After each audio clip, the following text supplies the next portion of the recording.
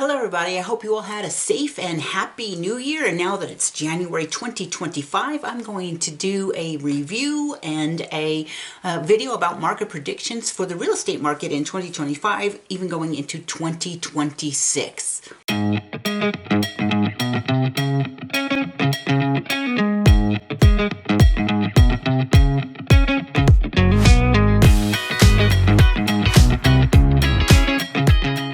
My name is Dawn Dickinson, and I am a real estate agent in Northern Arizona. And if you ever have a question about buying or selling real estate, my contact information is always in the description below. And if you want to give me a call or a text or an email, I will get back to you.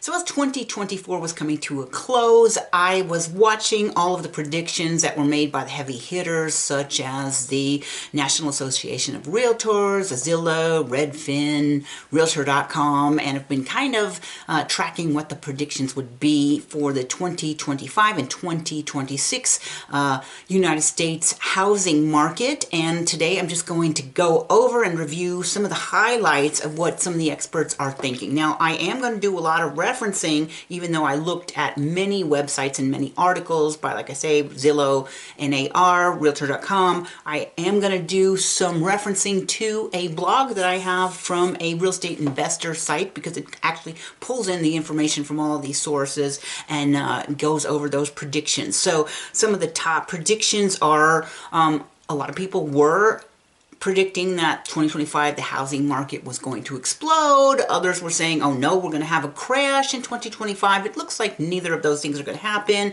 Probably going to have modest, slow growth, maybe slightly increased sales, and a little bit more inventory that we did have over the last year or two. But it's going to be a little more of a balanced market than we might have seen, and leaning maybe a little more in favor of buyers than we've seen in recent years. Although in my markets, I'm still seeing a slight seller's market. Now, 2023 and 2024 did have a decrease in activity, a decrease in real estate transactions over the prior year. In fact, it looks like it had been perhaps 1 million transactions lower than some of the prior years. So I'm going to talk a little bit about what happened in 2024. We did have a lot of wild ride, I would say. Now, in my market, 2024 kind of went, slowly petering around all the way up until about Thanksgiving, and then suddenly it exploded. Now, I don't know if other markets had that. In fact, I didn't see that so much in Phoenix, but where my business was, I did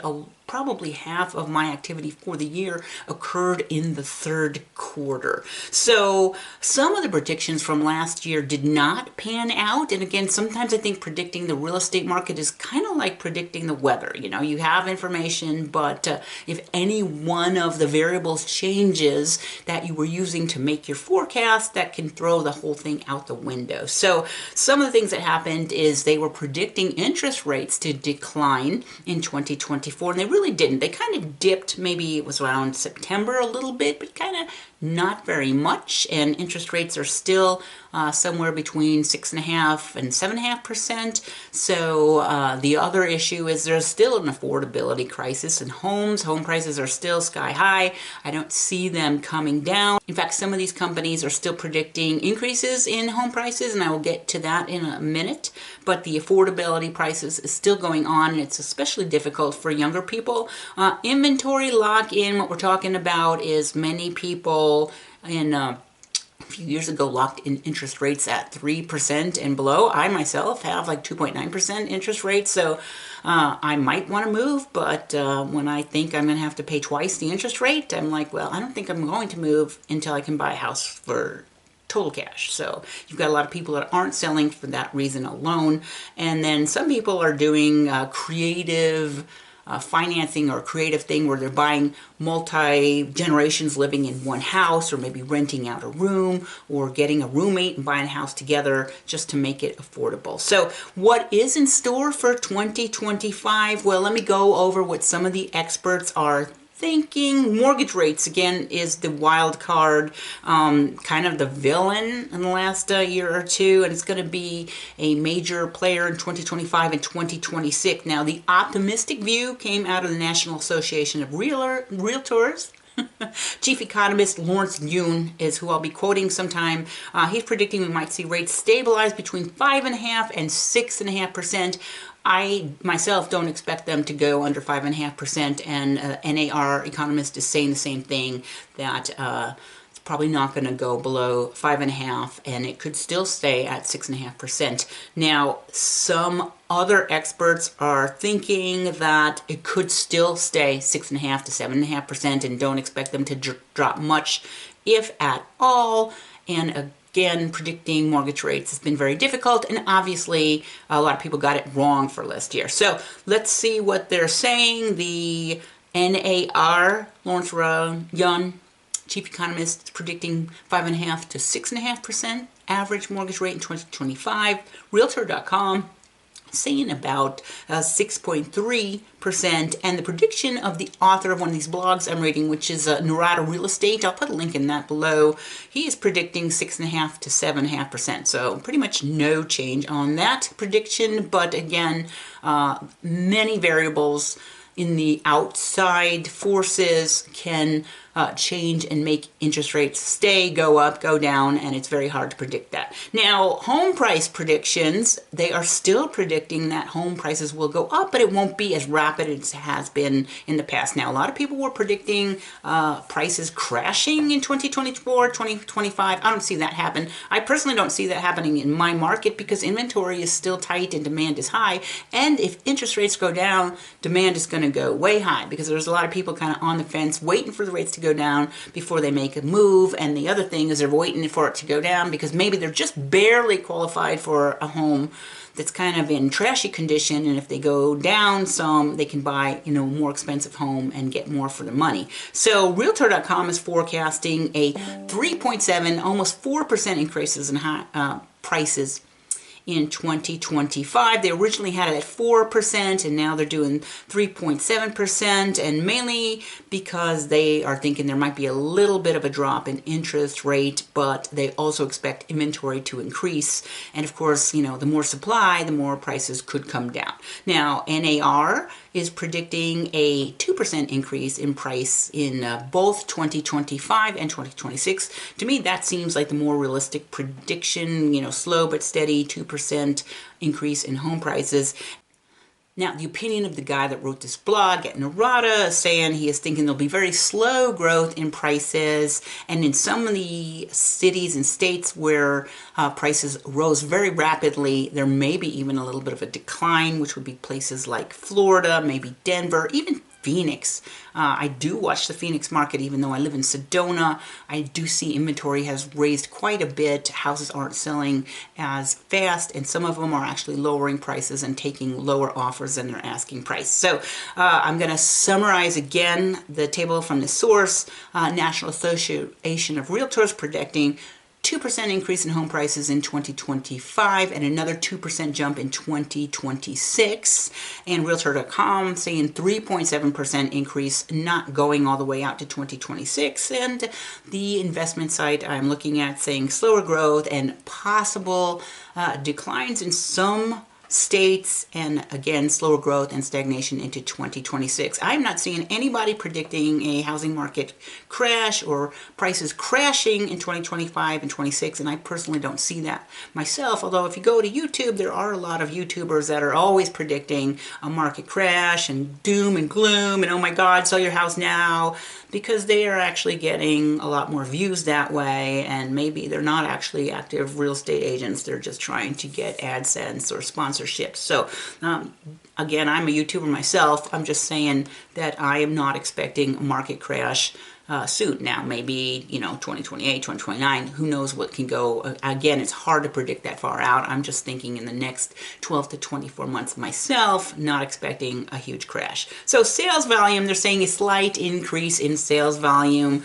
Will people be buying more houses in 2025? NAR is the most optimistic. National Association of Realtors predicting a 10% jump in existing home sales in 2025 and 2026, along with an 11% increase in new home sales. So in the market that I serve in northern Arizona, which is primarily Sedona, Verde Valley, there are not a lot of new homes going in. So there are some new home developments in like Clarkdale, and there are some townhomes going up in Sedona, but not a lot of brand new builds, although there are builders that will buy spec homes and then put in like 1 or 2 homes a year, but there are not a lot of these new communities except for maybe Clarkdale. So in my market, there is not a lot of brand new homes, but I do see when I go down to Phoenix, there are some of these brand new home communities going up, and I just thought I would put that out there. Realtor.com is expecting home sales to go up 1.5%, which would be about 4.07 million units sold in 2025. So again, there's not as much sales activity as there was a couple of years ago, and that number is significantly lower.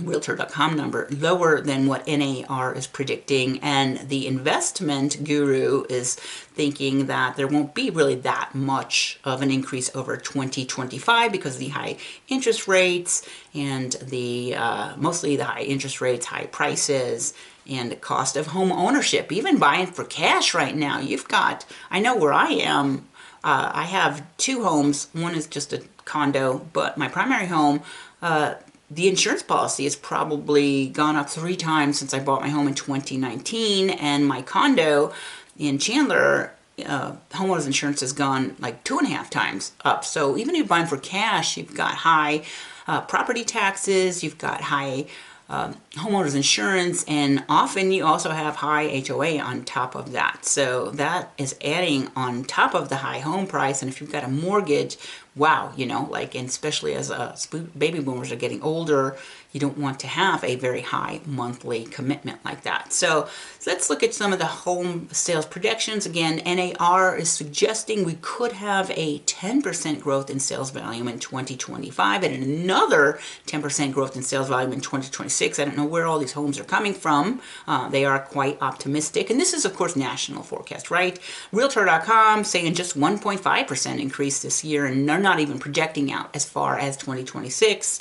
And the investment firm is saying minimal to low increase and maybe stagnant in 2026. So then that would be sales activity, transactions, real estate transactions throughout the United States. So inventory slowly unlocking. The lock-in is loosening is what they're saying. And lock-in meaning people like me that have 2.9% interest, maybe having life events that would cause them to move. Realtor.com is predicting 11.7% increase in inventory, and some of the investors are saying it's going to be gradual over time, a little bit of slow increase in a transaction. So affordability, again, is going to continue to be a problem. I feel very bad for young people, and in fact, I would like to help my daughter buy a house if I could do it. This is maybe how young people are going to be able to get into a home, as if they can get some help from their parents. But then again, as their parents are trying to retire, it's like hard for me to help my child when it's like I would like to retire at some point and not work until I die, which is probably the most likely scenario. So again, the investors think that affordability is going to continue to be a problem, but maybe not as strong as it was in a couple of years ago. And the cost of housing as a percentage of income is expected to go down, but still affordability is still way off. Now, there's been some speculation that because of the new Trump administration that things could go awry in the real estate market. Now, I am not really thinking that's going to happen. But again, I don't do a lot of brand new home sales, and the areas that they're thinking are going to be impacted by the new Trump administration are brand new builds, because their citing is immigration policy and tariffs. Tariffs, what they're thinking, could increase the cost of building supplies. I'm not sure about that. And the other thing is immigration. They're saying if a lot of the construction workers are deported, that could cost a labor shortage, making new builds go up. So again, most of the sales activity is not brand new builds, so that's one thing to think about. And then really, if we're deporting people, those people aren't supposed to be working in the United States. So maybe those aren't the construction workers working on the house. I don't know. I'm just going to throw that out there because some people are saying that. Oh, beware. I am not worried about that, but I did want to put that out there. So some of the key takeaways for buyers, just again, prepare your budget, take care of your debt, try to get your credit score up, be patient, explore creative options, and the one thing they're talking about is to be aware of the realtor changes. In the past, the seller usually, and again, real estate commissions have always been negotiable, and they're acting like they're negotiable now for the first time, which is beyond ridiculous. They've always been negotiable, but in the past, like 90% of the time, the seller would pay for the buyer broker commission. And now it's kind of split out where the seller's agent negotiates their commission. Sometimes they will negotiate what the buyer's agent gets. But a lot of times when I'm doing a deal, I just put in a request for my commission along with the offer.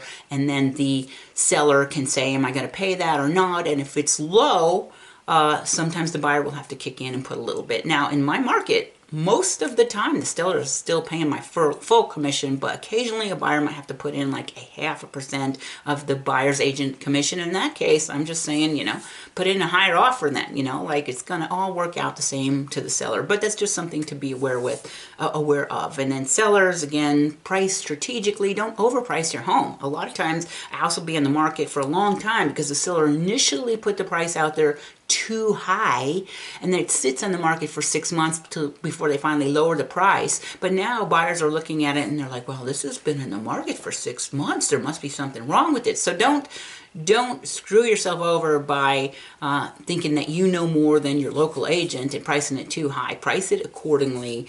Consider, I would say, seller, you should always pay the buyer broker commission because you think your selling agent is going to get you a buyer themselves. That's great. Maybe do a different deal in that case. But if a buyer's agent is bringing you a buyer, that's how you're going to get paid, and you should really pay their commission, because oftentimes if a buyer has to scrape up another 1% to 2% in cash to make the deal, they won't be able to do it. So, and be flexible, of course. Now, renting could remain, maybe rents could go down or stay more affordable. I'm not really sure because I'm not a rental expert.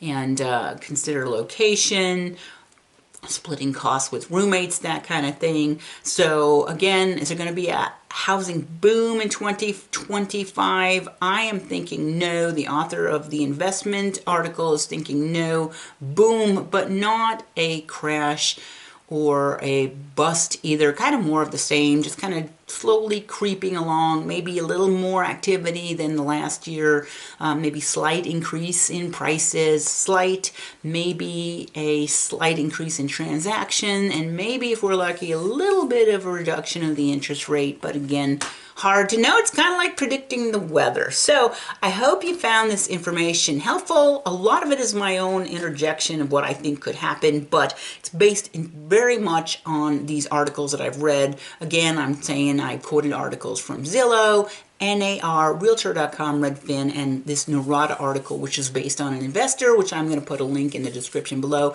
If you found this information helpful, please do me a favor and hit the like button and consider subscribing, because I post real estate videos every single week. And particularly if you're looking in Northern Arizona, I am a licensed real estate agent in Northern Arizona. And if you ever have a question about buying or selling a home, reach out to me, give me a call, text, or an email. I will get back to you, and my contact information is always in the description below. And I hope to see you back here on my channel next week.